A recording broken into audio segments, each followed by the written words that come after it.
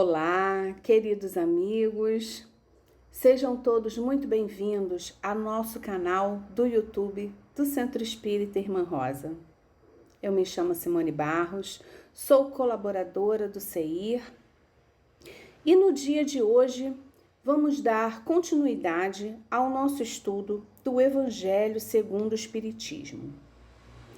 A nossa companheira e também tarefeira do Centro Espírita Irmã Rosa, a Geise Castro, que nos falará hoje, nos trará esclarecimentos a respeito do assunto Laços de Família.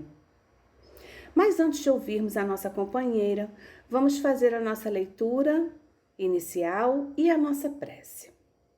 A leitura de hoje está no livro Pão Nosso, psicografia de Chico Xavier, ditado pelo Espírito Emmanuel, na lição 117, que se intitula Em Família.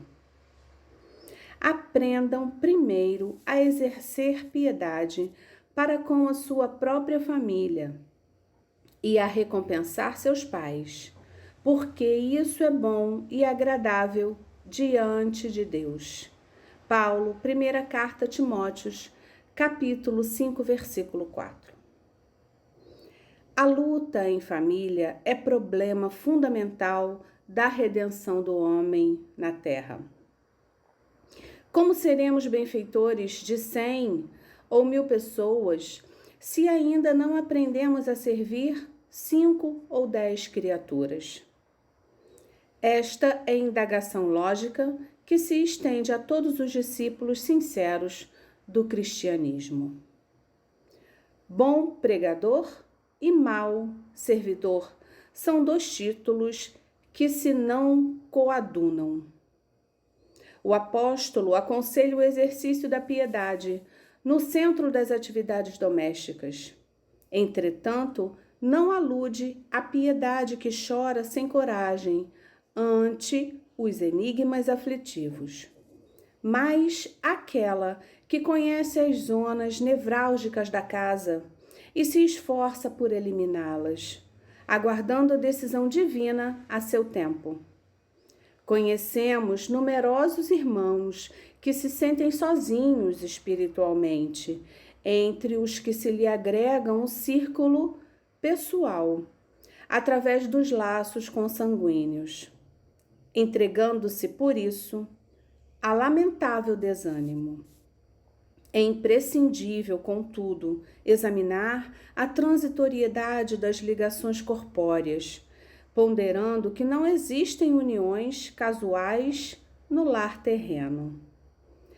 Preponderam aí, por enquanto, as provas salvadoras ou regenerativas. Ninguém despreze, portanto, este campo sagrado de serviço, por mais se sinta acabrunhado na incompreensão. Constituiria falta grave esquecer-lhe as infinitas possibilidades de trabalho iluminativo.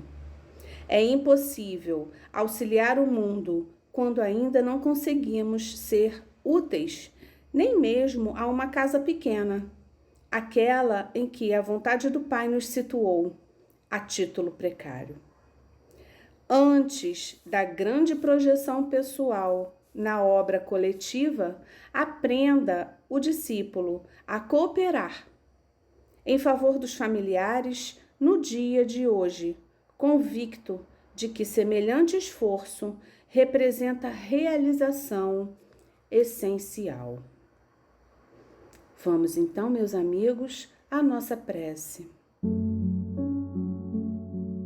Querido Mestre, amado Senhor nosso, amigo, companheiro, neste dia queremos pedir-te a paz, a tranquilidade, este sentimento de alegria que possa nos invadir, que possa nos enaltecer neste momento em que estamos aqui tão envolvidos para ouvirmos essas palavras, para ouvirmos seus ensinamentos, que possamos todos estar de corpo e mente, espírito presente nesse instante e que o nosso lar possa se encher desta graça, dessas bênçãos que caem sobre nós diariamente, que possamos ser dignos de receber todas essas orientações, querido Pai.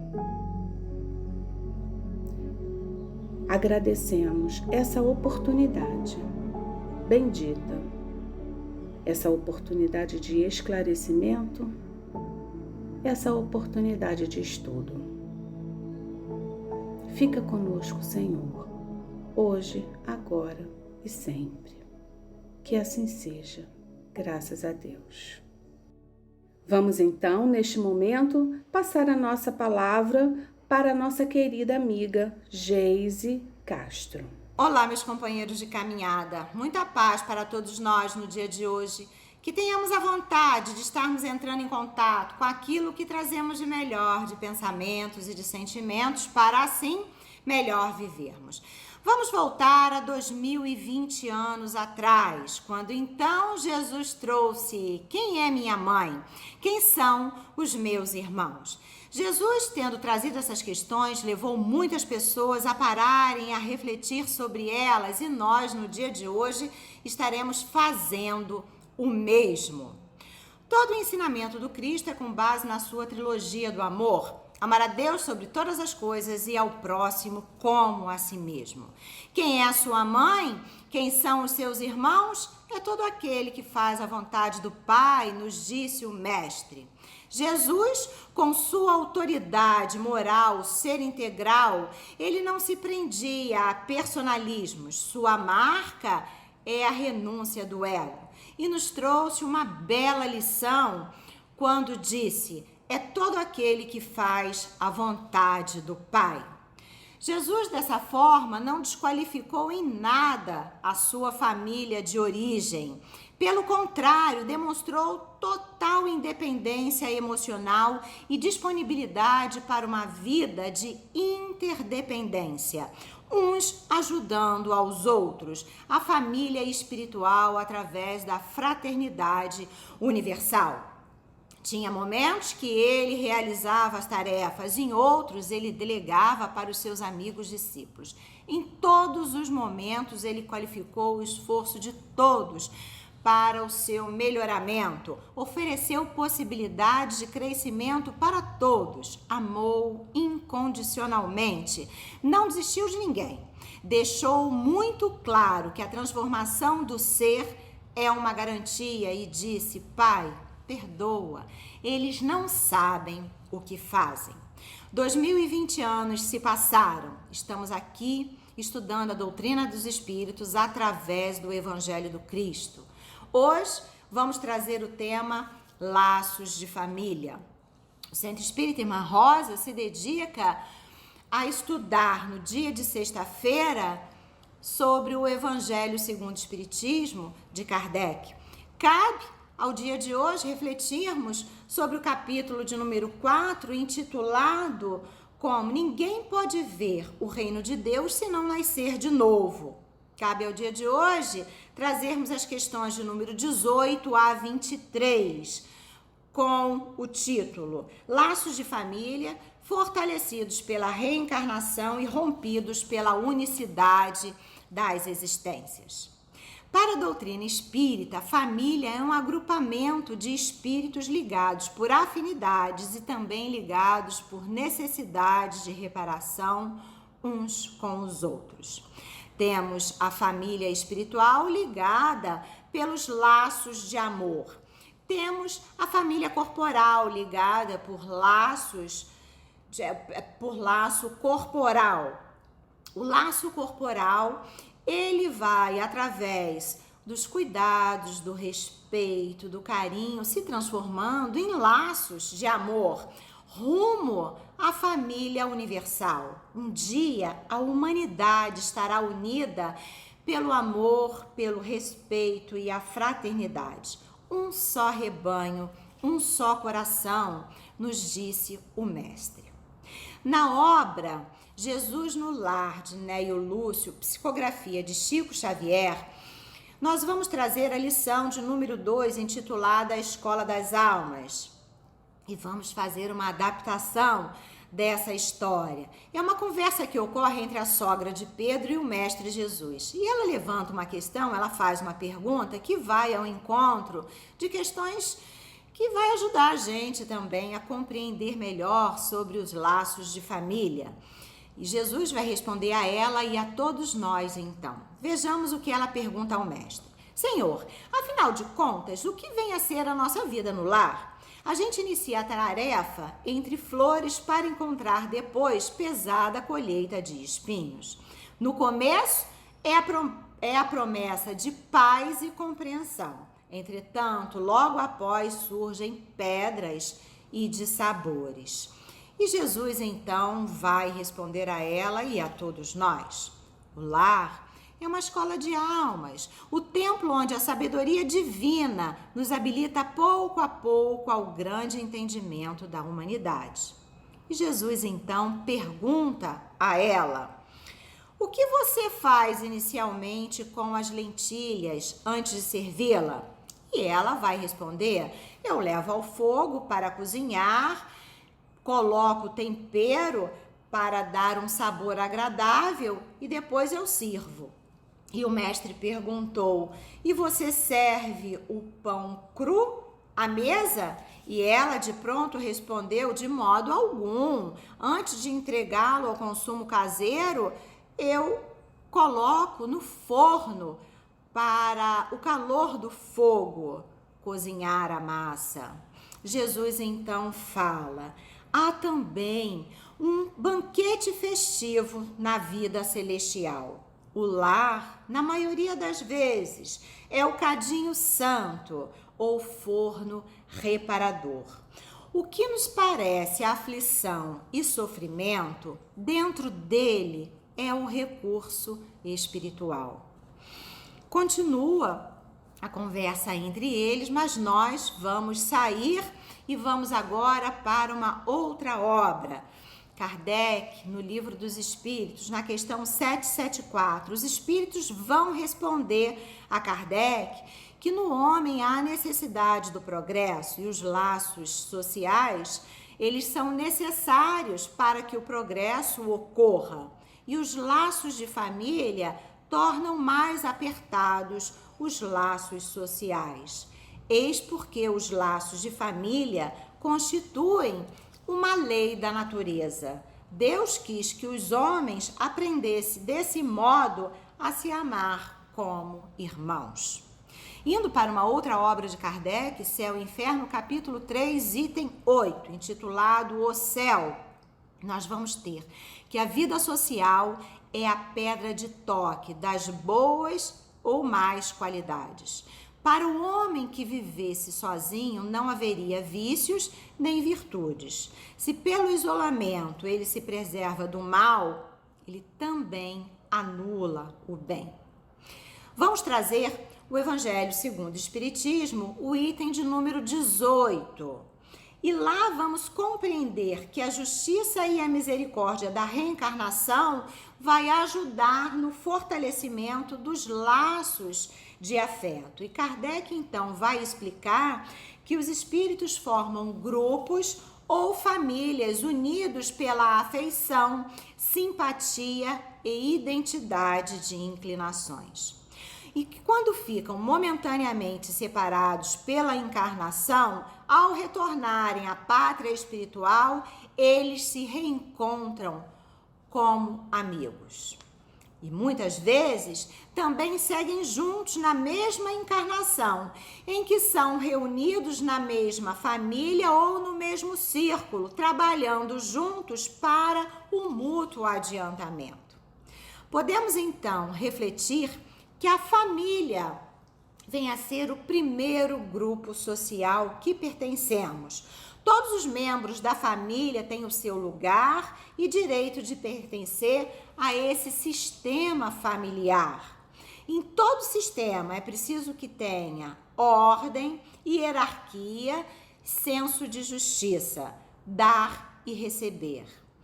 Todo sistema familiar precisa que tenha pertencimento, hierarquia e reciprocidade. Estamos falando sobre laços de família. A grande questão é como construímos esses laços. Durante a trajetória da vida, muitos jogos se fazem presentes. Hoje, estamos trazendo 2 jogos, o jogo de tênis e o jogo de frescobol. Vamos ver com qual nos afinizamos e tratamos, então, os nossos queridos. Vamos imaginar esse jogo acontecendo dentro do sistema familiar. Trazendo a ideia, então, fazendo uma analogia com o jogo de tênis, eu vou ganhar no jogo de tênis quando eu faço uma jogada que o meu adversário não consegue rebater. De modo que eu vou ganhar quando o outro, meu adversário, perder. Enquanto que no jogo de frescobol, aqui não temos adversários, aqui temos parceiros. Eu vou facilitar a jogada para que o meu parceiro possa pegar aquela bolinha e rebater para mim. Desse modo, nós 2 ganhamos com base na parceria. No jogo da vida, os laços de afeto, eles são construídos com base na confiança, reciprocidade e respeito. Podemos assim dizer que família é um plano maravilhoso de Deus para todos nós. É o que vai ajudar no nosso processo de verticalização do ser. Cada participante da família precisa estar bastante consciente, seguro de qual papel vai ali executar, conhecendo o seu potencial e os seus limites, para poder estar desempenhando com assertividade a parte que cabe dentro daquele sistema familiar. Promover segurança entre o sistema familiar é de fundamental importância. Podemos fazer uma analogia como se estivéssemos dirigindo um automóvel e oferecemos carona a alguém. Ora, se eu não conheço as leis de trânsito, se eu não sei ali trabalhar passando as marchas, se eu não tenho controle nos pedais, eu vou fazer um monte de coisas erradas, eu vou gerar instabilidade para aquele que está ao meu lado. Logo, eu preciso saber fazer a parte que me cabe, promovendo segurança para esse sistema. A mentora Joana de Ângeles, na sua bela obra Constelação Familiar, nos oferece algo importante, dizendo que a família é a base fundamental sobre a qual se ergue o imenso edifício da sociedade. Toda vez que a família se enfraquece, a sociedade experimenta conflitos. Na 913 do Livro dos Espíritos, temos lá que o egoísmo é o vício mais radical e que dele deriva todo o mal. E é através da família, esse primeiro reduto que a gente vai lá aprender a trabalhar, muitas vezes, o nosso egoísmo, o nosso orgulho. Com a família, nós podemos traduzir o sentimento de amor em cuidados, carinho, afeto, acordos claros. Todos que pertencem àquele grupo familiar precisam de desenvolver esses laços de afeto. mas às vezes as dificuldades ocorrem e isso ainda é natural e se faz presente dentro de muitos lares. Tem aquelas pessoas que, por exemplo, só conseguem amar aos seus filhos, então já estão conseguindo ali desenvolver o amor no seio da família e é a partir daí que vai mais para frente para a sociedade. No item 19, nós temos uma valiosa explicação de Kardec. Ele traz que observamos simpatias e antipatias na família, naquele sistema familiar. As simpatias se tratam de união e afeição, que são indício de simpatias já anteriores, ou seja, que trazemos de vidas pretéritas. As antipatias ou estranhos na família têm um duplo objetivo. Serve de provas para uns e de adiantamento para os outros. E vejamos o que Kardec traz. Ele diz assim: os maus se melhoram pouco a pouco em contato com os bons e pelos cuidados que deles recebem. As antipatias, assim, elas vão se desfazendo. Ou seja, é na lida diária, é no cuidado, são nas trocas que essas relações elas vão se melhorando e vão adquirindo ali o sentimento do amor. Ele vai se construindo com base na confiança, na troca, na cumplicidade, na parceria. Trazendo a ideia do jogo de tênis e de frescobol, não importa se a bolinha que estamos recebendo foi equivalente a um jogo de tênis, pois a que devemos sempre sacar será sempre a do jogo de frescobol. A proposta de vivermos em família é para progredirmos. Vamos agora ter em mente qual é o nosso papel dentro da família. Para isso, vamos trazer um lindo poema da Daniele Migliari. Mas vamos ter em mente qual é o nosso papel, como estamos na nossa família. E a Daniele vai nos dizer assim: nem vítima, nem algoz, nem prêmio, nem punição, nem erro, nem acerto, nem apego, nem aversão. Sou jornada, caminhada, gratidão a todo tempo. Sou amor em movimento. Saindo desse lindo poema e trazendo para o tema laços de família, podemos dizer então que somos amor em movimento rumo à família universal. No item de número 20, vamos compreender que os laços de família, eles não se rompem com as reencarnações e que a cada oportunidade de um renascimento que o Pai do Céu nos oferece, temos ali condição de desempenharmos os mais variados papéis. Ora, estamos no papel de pais, estamos no papel de pai ou mãe, ora estamos no papel de avós, de filhos, de tios. Ou seja, esses laços de afeto, eles estarão sendo fortalecidos a cada encontro. E assim, nós vamos a cada encontro trazendo tudo aquilo que já adquirimos das vidas anteriores, de vidas pretéritas, de modo que vamos ampliando cada vez mais as nossas potências da alma. E a mentora Joana de Ângeles diz pra gente que ampliamos essas potências quando amamos, perdoamos e trabalhamos. E o mestre nos disse: a cada um segundo as suas obras. Como centelha divina, estamos prontos para sermos o sal da terra. E disse o mestre a todos nós: vós sois o sal da terra. Vamos refletir sobre essa questão. O sal é o equilíbrio, é que vai dar o sabor. Sal a menos fica sem graça, sal a mais ficará salgado, faz mal. O sal precisa ser usado com limite, com equilíbrio. O bom senso associado, orientado pelo amor, estará na sintonia de vós sois o sal da terra. E por quê? Para que a gente possa temperar as nossas relações, como, por exemplo, a nossa família de origem, que nos deu a oportunidade reencarnatória e que também não há vida feliz sem respeito e gratidão por aqueles que vieram antes. A família nuclear, precisamos também temperar a família que escolhemos construir. Temos ali o casal conjugal, o casal parental, os irmãos.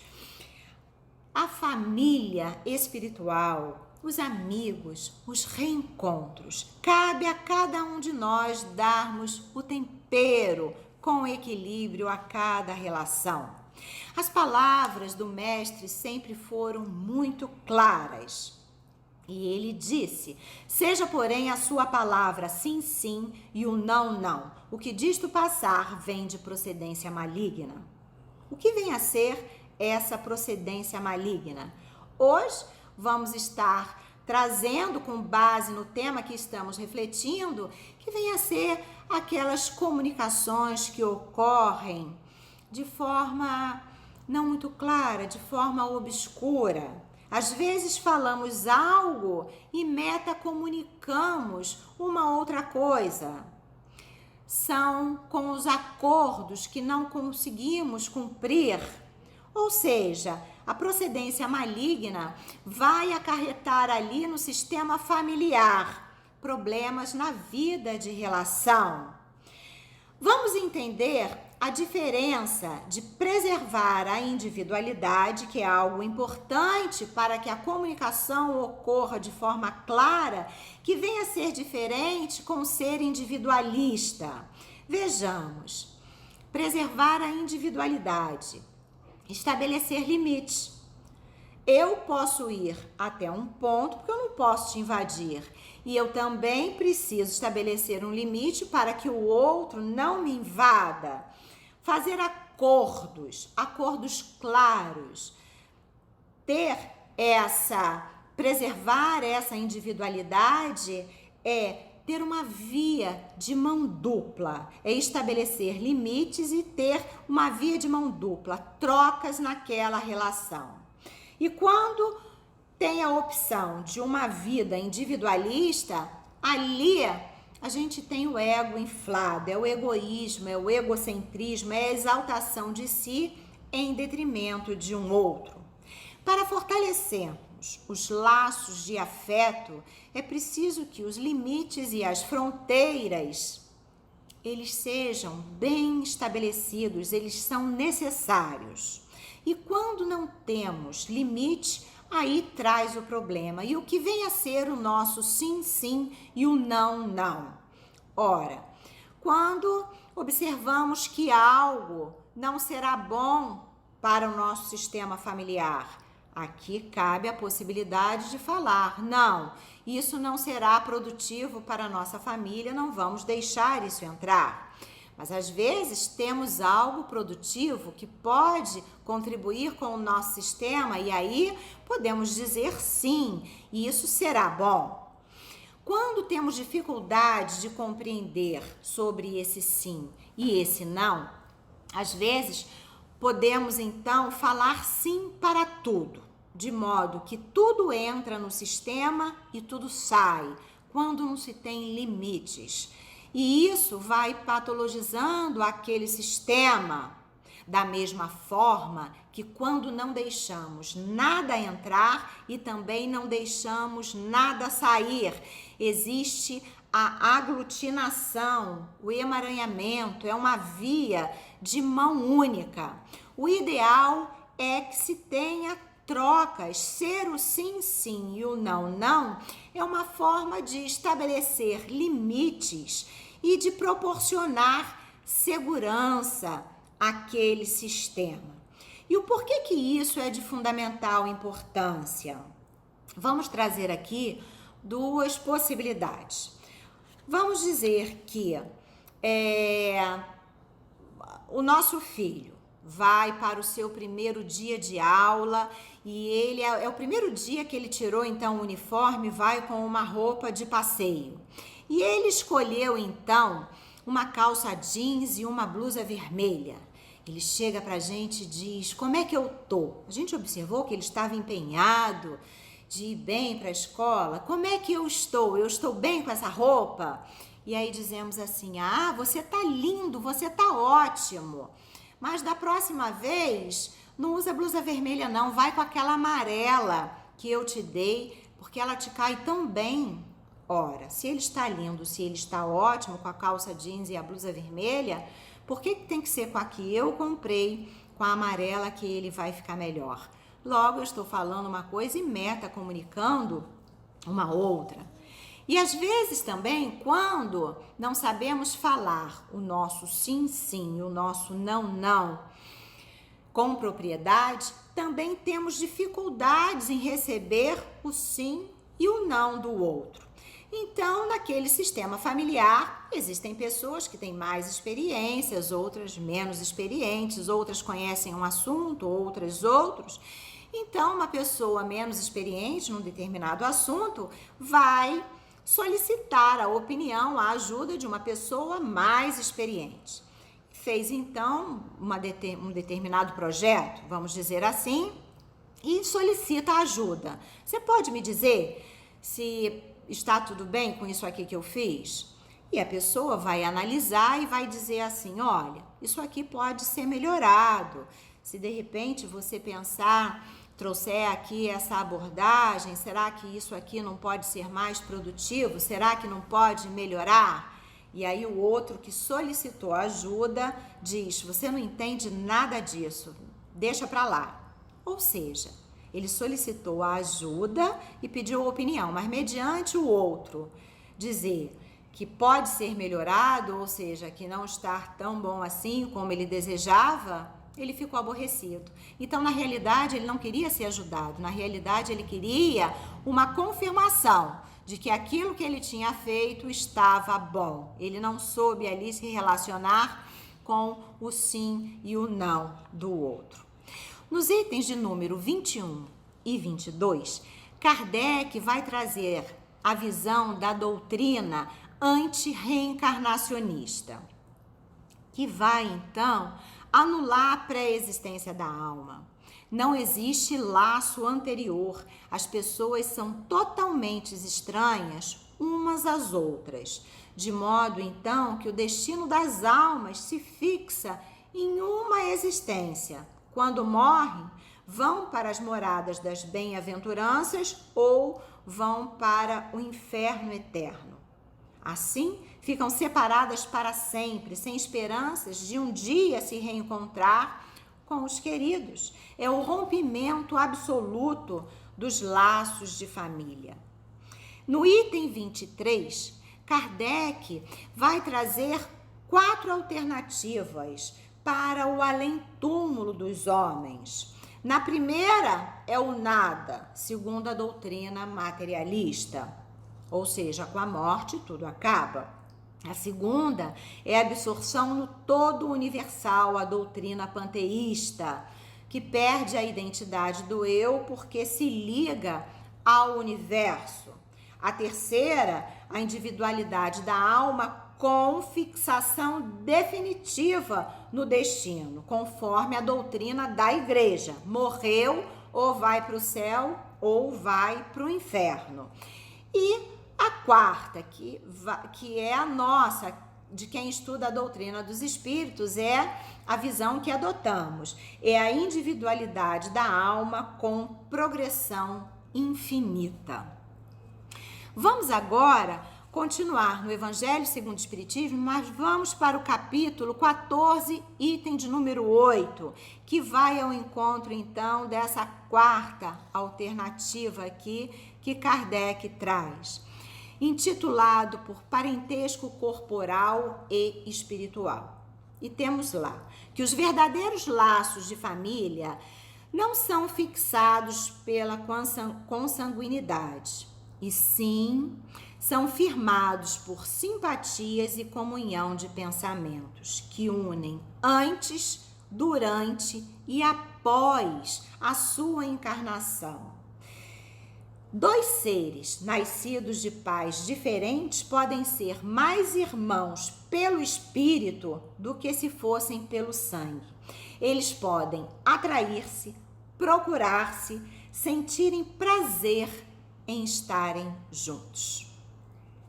Estamos chegando no final das reflexões do dia de hoje e vamos trazer mais uma vez de Neio Lúcio a obra Jesus no Lar, psicografia de Chico Xavier. Mas agora será o capítulo 1, o culto cristão no lar. Se trata de uma conversa de Pedro com Jesus. Jesus estava temporariamente instalado na casa de Pedro. E ele então observou que uma conversa não muito edificante havia se fixado no local.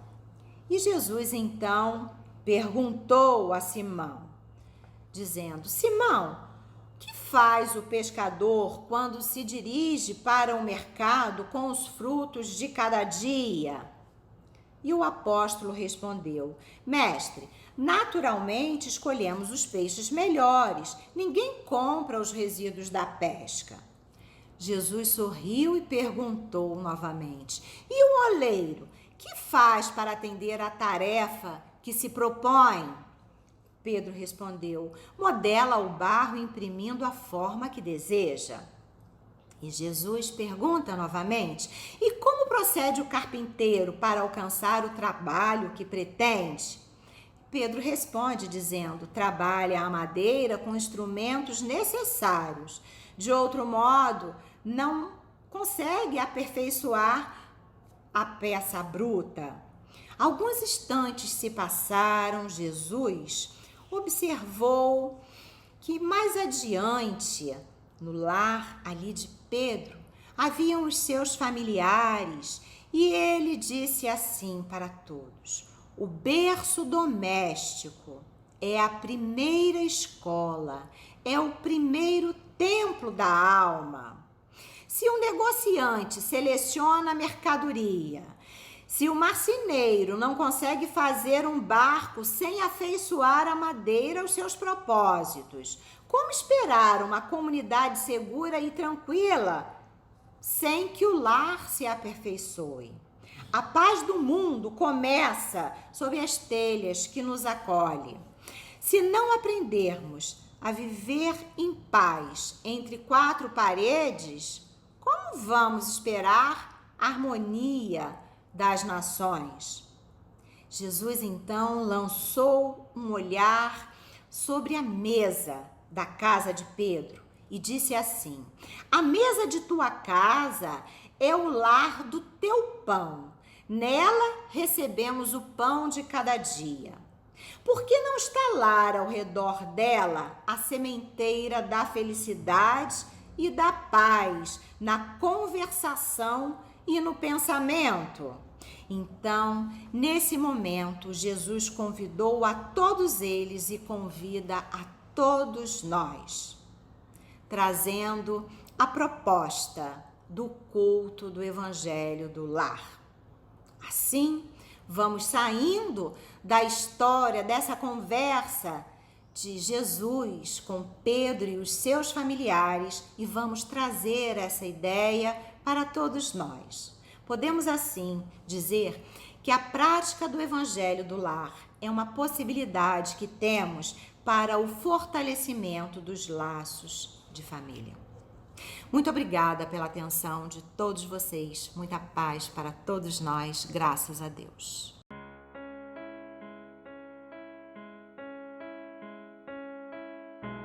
Queridos irmãos, embalados por estas palavras que acabamos de ouvir, vamos continuar sintonizados com a espiritualidade da Casa da Irmã Rosa, para juntos agradecermos ao nosso Pai de infinita bondade e justiça. Senhor da vida, te agradecemos por este momento, por termos recebido diretrizes seguras para atravessarmos os instantes em que a dúvida e a incerteza se abaterem sobre o nosso espírito. Pai de amor, te agradecemos porque nos enviaste o nosso irmão Jesus que com seus exemplos nos mostrou que o único caminho para chegar a Ti é por meio da caridade. Caridade com os nossos irmãos, caridade com os nossos filhos, caridade com nossa família, caridade, Mestre, com todos aqueles que cometem equívocos contra nós e assim se desviam desse caminho reto traçado pelo nosso Pai.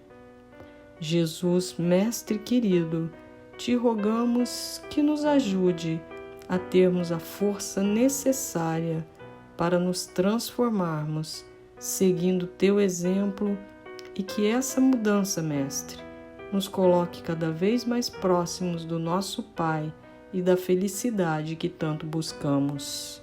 Te pedimos, Senhor, que fluidifique nossas águas para que elas contenham o remédio necessário para trazer o bem-estar físico e espiritual de que necessitamos. Mestre Jesus, que a sua paz esteja conosco, que assim seja, graças a Deus.